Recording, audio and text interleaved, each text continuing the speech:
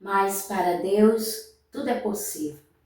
Olá, seja bem-vindo ao canal da nossa comunidade, que alegria ter você aqui conosco. Convido você a ficar até o final desse vídeo, curtir, comentar, compartilhar, levar a palavra de Deus a mais irmãos para que a evangelização possa avançar. Hoje, nesta terça-feira, vamos meditar no Evangelho de Mateus, no capítulo 19, versículos do 23 ao 30. Em nome do Pai, do Filho e do Espírito Santo.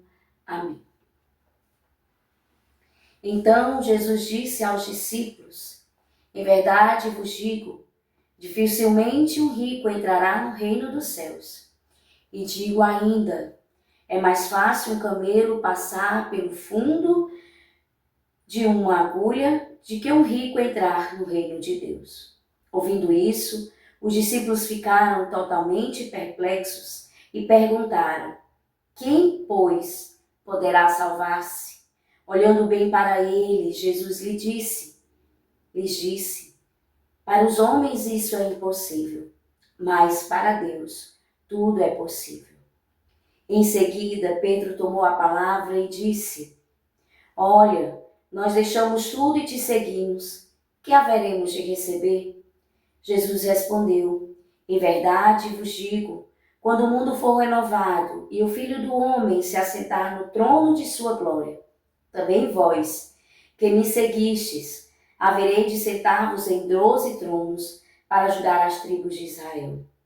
E todo aquele que tiver deixado casas, irmãos, irmãs, pai, mãe, filhos ou campos, por causa do meu nome, receberá 100 vezes mais e terá como herança a vida eterna. Porém, muitos dos primeiros serão os últimos e os últimos serão os primeiros. Palavra da salvação, glória a vós, Senhor. Estamos continuando o evangelho de ontem, o jovem rico. Agora, quando o jovem parte, nos diz o evangelho que Jesus se dirige aos discípulos. Jesus ele aproveita a ocasião daquele jovem avaro para falar, para exortar, para ensinar a respeito daqueles que se deixam escravizar pela avareza. Avareza que é um vício capital que enfraquece a nossa alma, que deixa a nossa alma embotada, pesada, por causa do apego desordenado, né? Então, Jesus ele ensina agora aos discípulos, não para condenar aqueles que possuem riquezas, mas para advertir que não sejam escravos dos bens materiais, que não sejam escravos das riquezas, mas que tenham um coração livre e aberto, né? Não é crime possuir riquezas, né? Jesus não está aqui condenando, mas o que Jesus fala, né, é para que não nos deixemos escravizar, que ao possuir as riquezas nós as usemos com moderação. O uso dos nossos bens precisam ser usado com moderação, né? Há uma diferença entre ter riquezas e amar demasiadamente, desordenadamente as riquezas. E é essa advertência que Jesus fala aos discípulos, que então ficam perplexos, né? Que ficam escandalizados. Então, quem poderá salvar-se? É a pergunta dos discípulos. E Jesus, ele diz, né? Humanamente, ao homem isso é impossível, né?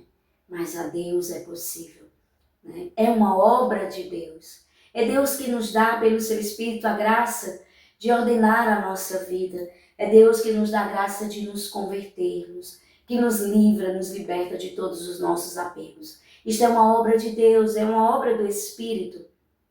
Precisamos então combater, né, toda e qualquer avareza em nós e pedir a Deus que pelo seu Espírito nos dê um coração generoso. Deus torna possível aqui aquilo que ao homem é impossível. E no final do Evangelho, Jesus faz uma promessa, porque os discípulos então Pergunta ao Senhor, nós deixamos tudo. E nós, o que então vamos receber?